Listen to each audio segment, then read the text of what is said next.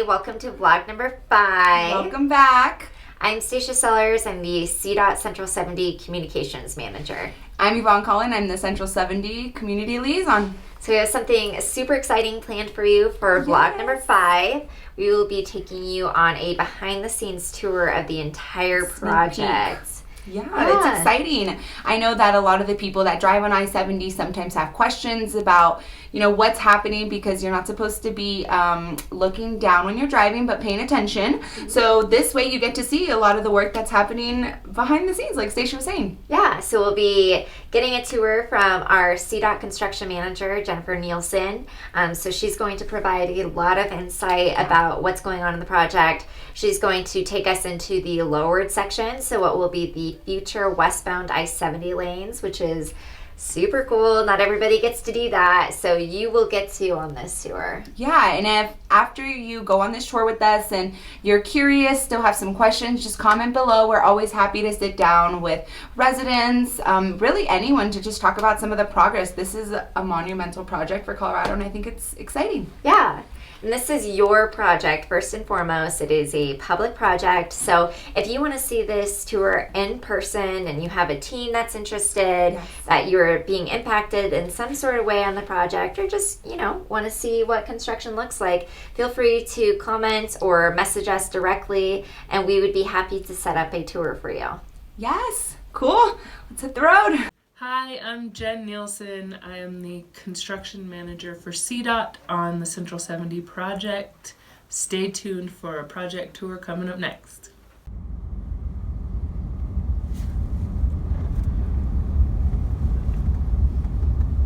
This right turn out only is interesting. Getting used to it. Yeah. Are they doing the same thing here? So this is all start of the Steel Street construction. So the bridge that you see to the left, the street will actually extend to the north here and connect with Steel Vasquez. So they're actually starting to cut grade for Steel Street itself. Lots of surveying, staking, utilities, edges of roadway, all that is being laid out. Hauling out the old dirt and preparing for the new road.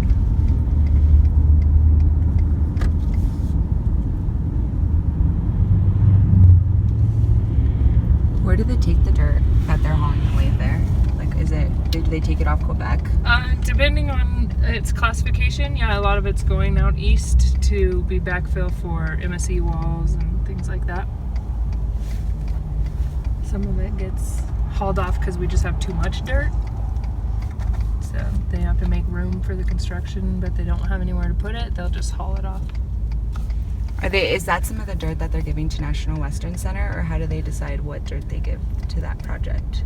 I'm not sure how they're going to pick where that stock of dirt comes from, but we have plenty to give away, so they can pick a good location. Yeah, I think Emily was telling me that there's like over 700,000 cubic yards of dirt. Mm-hmm. Like before it was like 390 or something. I think that was just for the lowered section when we got that number. Right. Yeah. So I think total project-wide, we're going to have, it's near 1 million cubic yards of dirt that we figure for building the MSE walls and everything, but a lot of it will come from the lowered section and go to the east.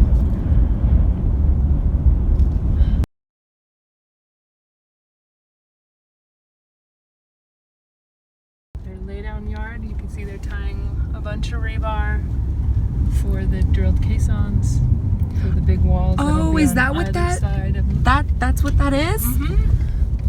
Oh, that's cool. So they can come in and they can create a cage that will go into one of the drilled shafts here, and then they just take the cage over when it's ready to be installed. Oh, that's cool. Is this just like a storing, like with the rocks over there? Another lay down storage area. They're trying to use up most of the space that they can.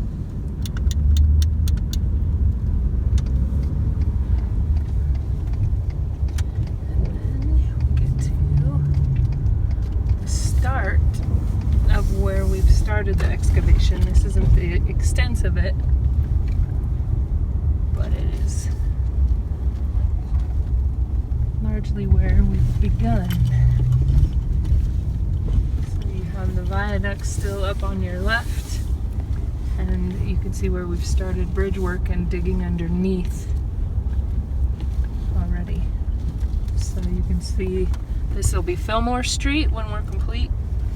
We're working on the Fillmore Street Bridge right now.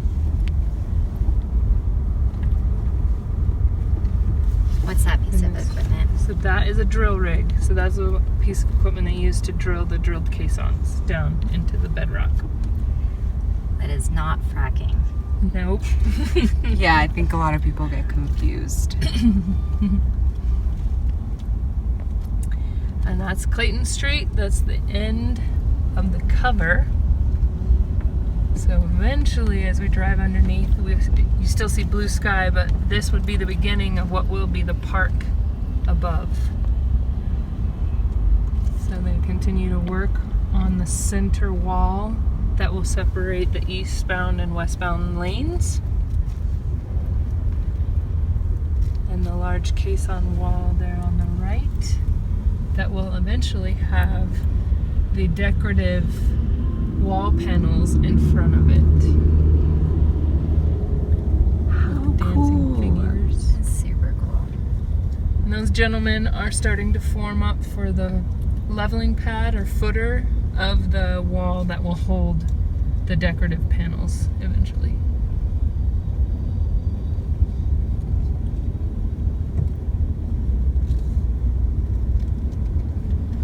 So they just number the columns so that they know where they're working or where they stop. How many columns is it? Do you know? 'Cause I see that's 53. Geez, that's crazy.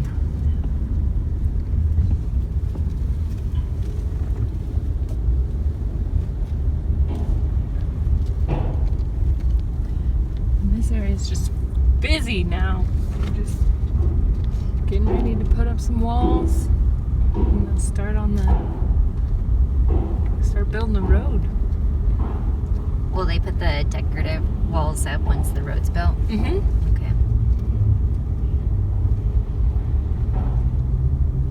But those will stay like pillars, right? Because this will be westbound and then eastbound. Eastbound. So eventually, because this is where the covered section will be, we're sitting under Columbine right now, where for fire protection purposes, this will be a solid wall. You won't be able to see between westbound to eastbound once we get through with the covered section. Oh, okay. So that's the beginnings of the wall, but pretty soon those will have panels on both sides and you won't be able to see through to the other side. Oh, okay. Cool. I didn't know that. I was picturing that differently. That's good to know. Yeah.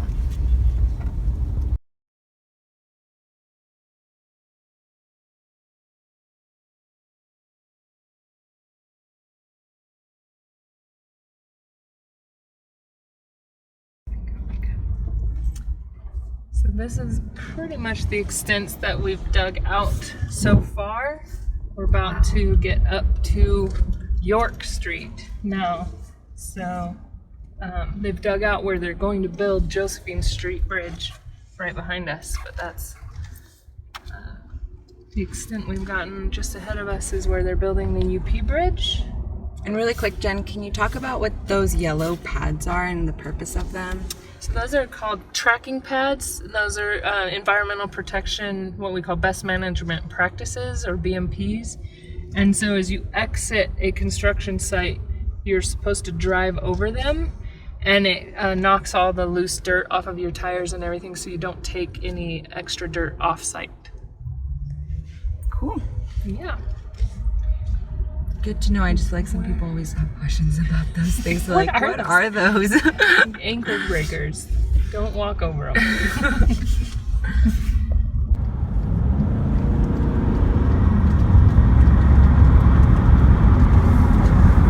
The new Colorado Bridge construction. So we poured the deck on top of that last week. Can you close the window from the Went back, Jen? really well. And they have, so now they're starting to build out on either sides to connect that bridge so we can put traffic on top of it soon. That's so crazy. Do you think that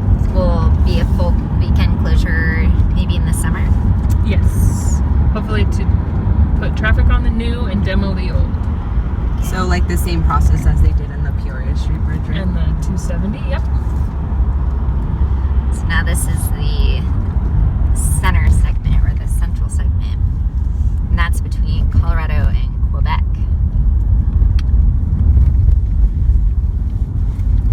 Largely, construction here is pushing Stapleton Drive to the outside so we can widen the highway on the inside. So Kiewit's construction is largely working on Stapleton Drive itself. So the road that we're driving on currently will be pushed a little further south, and we will be driving eventually where you see all the equipment housed right now.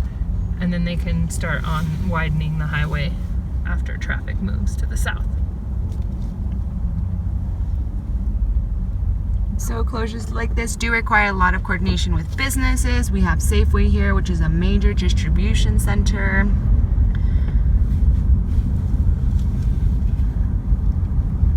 Yeah, there's about 1,200 businesses along this 10-mile stretch of I-70. The majority of them being located in the center segment.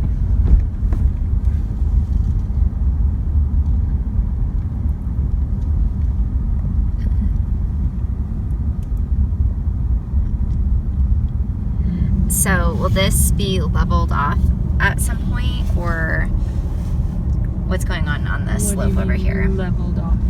Like, So- will Stapleton be risen, or will it stay on this same ground level? So Stapleton stays on the same ground level, and in order to build I-70 out wider, there will be walls built where you see the slope now. Oh, okay. Where they have to get utilities in, so a lot of this equipment is working on storm drain relocations, water line relocations, sanitary line, all that stuff that goes under the roadway before we can put the pavement down and move traffic to the south.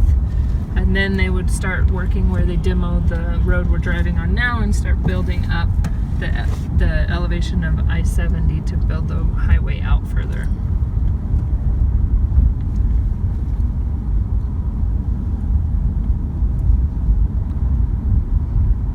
So what are these columns right here? Is that for the bridge expansion? Exactly.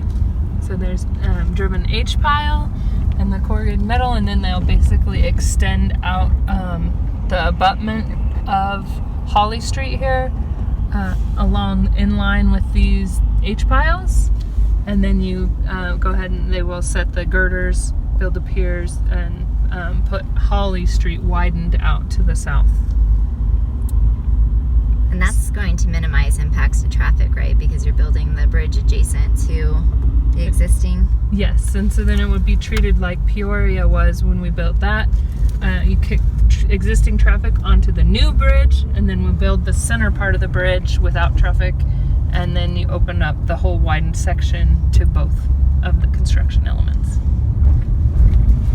And the Central 70 project is always dedicated to minimizing traffic. That's why you won't see lane closures unless it's for an emergency any time during our rush hours, which is really between 7 a.m. and about 6 p.m.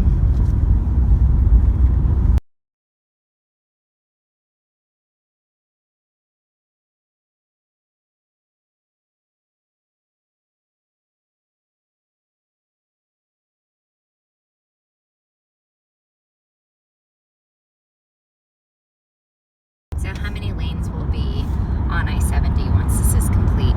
Once it's complete, we'll have the same 3 general purpose lanes, but we'll have a shoulder, a 12-foot shoulder on the adjacent to the general purpose lanes, and then a toll lane with a shoulder on in the center.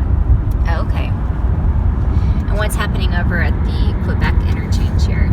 This is the rebuilding of the Denver Rock Island Railroad Bridge, which we're going over right now, as well as the Quebec Street off-ramp.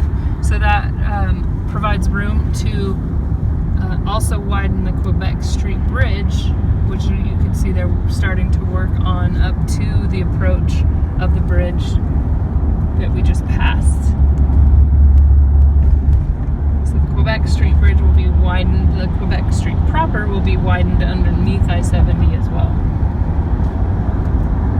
What are they doing over here? Are they, with all the rock and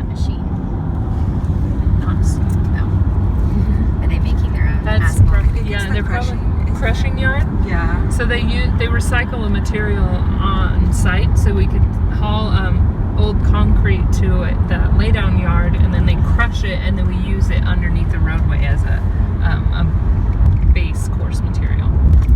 So basically recycling our product and saving some money, right? Yep.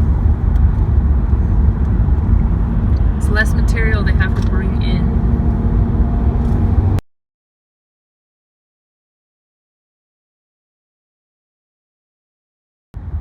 So nothing's happening to this Central Park Boulevard bridge. No, that was reconstructed. Not sure exactly how long ago, but it's a relatively new bridge, and it was built to meet our design conditions, so we just reuse it.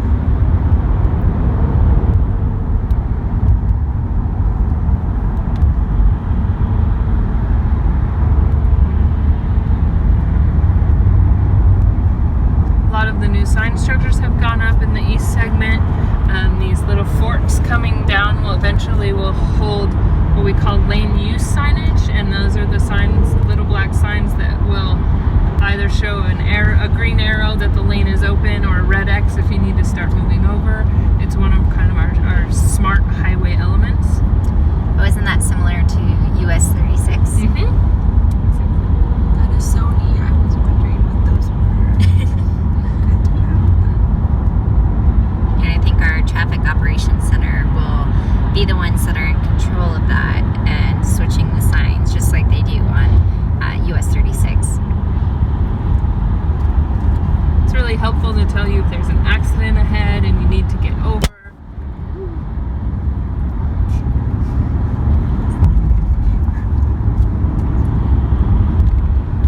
Are they going to do that at Havana then too?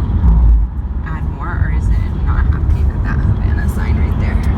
That one might not have the lane use signs. The lane use okay. signs are only at like every half mile or something like that. So we might have exit signs in between there. So not all of them will have the forks sticking down with those lane use signs.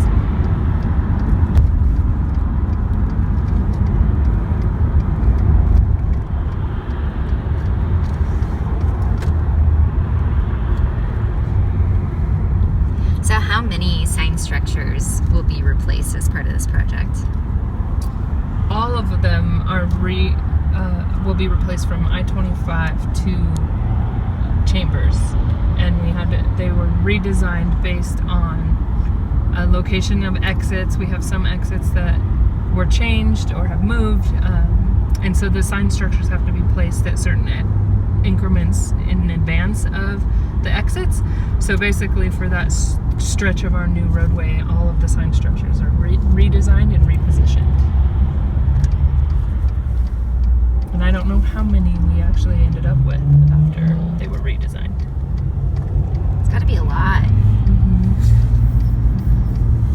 Can you imagine like Peoria Street half mile ahead, and there's usually one that says a quarter mile, and then the next one is your next exit. Oh, so yeah. like every exit is usually it takes 3 signs, at least 3 signs before you actually exit.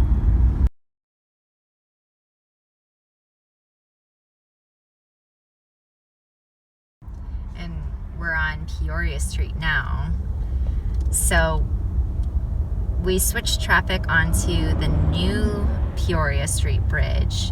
And so now we're building out the center part of the new bridge, correct? That's correct. And then the Peoria Street Bridge was widened for I-70 itself, and then Peoria Street proper was widened underneath the I-70 bridge to allow for wider lanes for the traffic and new sidewalks that went underneath as well for pedestrian movement. So we're about to see how nice it is now that everything's like widened out and given more space. And we put new sidewalk down here too. Yes. So we worked with the Montbello community as they've wanted sidewalks over in this area. So we made sure to build that in as part of our project as a way to help promote multimodal transportation.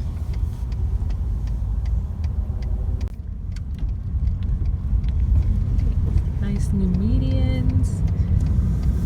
Nice wide lanes with a big wide sidewalk as well.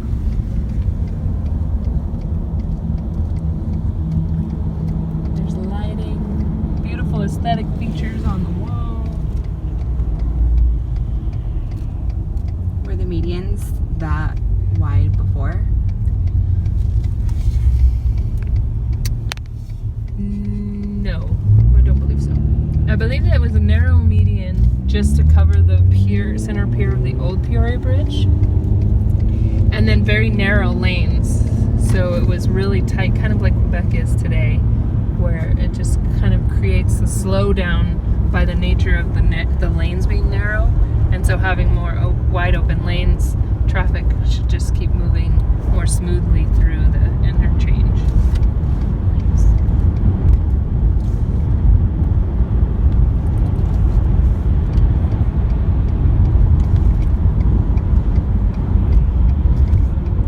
Will ramp meters be installed on most of the ramps? Yes.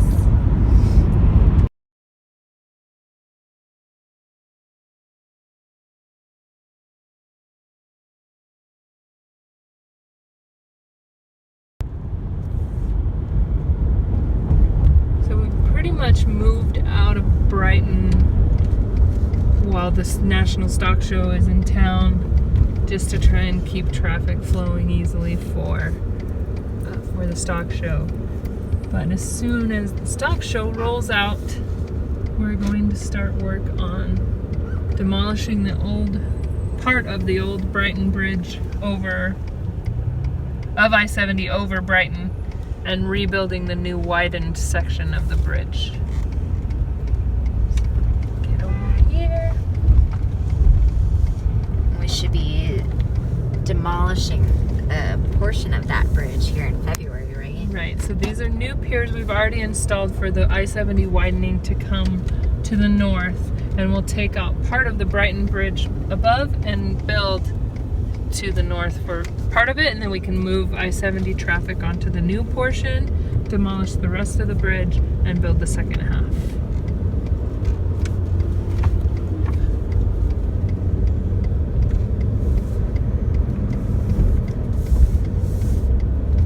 But for now, we're just kind of in a holding pattern until the stock show gets moved out of town.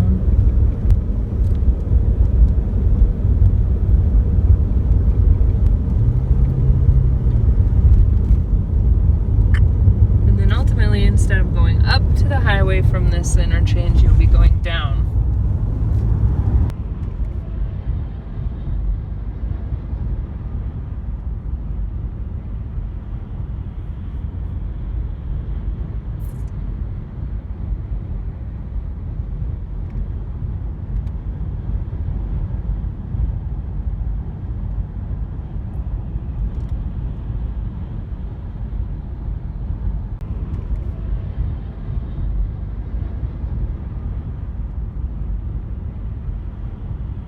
Welcome back. Thanks for joining us on that fun tour. We hope you enjoyed it, got to see some interesting things. Yes, we'll try to do more tours in the future so you can see all the great progress that we've been making. We always know it's fun to kind of get an inside look and Especially hear from the lowered section. Did you see how amazing all that excavation work?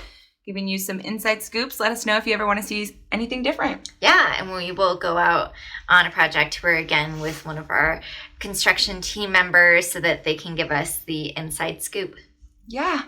Thanks for joining us. Yes. Thanks. See ya.